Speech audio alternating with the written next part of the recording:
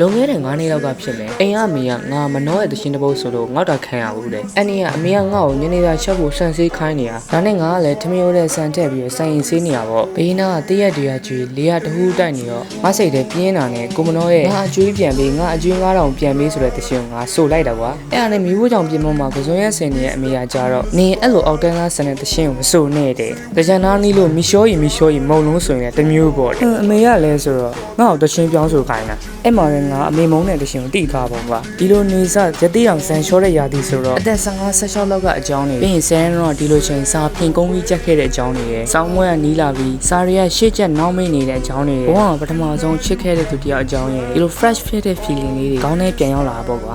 ပြောရင်းဆိုရင်ဘိုက်ဘူးကြီးကနောက်ကလိုက်လာရယ်ကွာ sorry ပဲဒီတစ်ခေါက်ငါတို့ဘက်ကပါတဲ့ရှောင်းကောင်းနေဟာ game setting တွေကကင်မရာကိုနှိမ်ထားပြီးတော့ graphic ကို ultra ထားကြည့်လိုက်တာ hero တယောက်ချင်းစီတိုင်းရဲ့ရုပ်လုံးတွေရဲ့ skill effect တွေကတော်ကြီးကိုလှတွေ့ရယ်ဖုန်းကတော့အကုန်မြန်တာပေါ့လေအစုံလေးကြည့်ပေးခဲ့လို့ကျေးဇူးများကြီးတင်ပါတယ်ကျွန်တော်ကိုကိုပါအပန်းမကြည့်ဘူးဆိုရင် like and follow လေးလုပ်ပေးခဲ့ပါအောင်နော်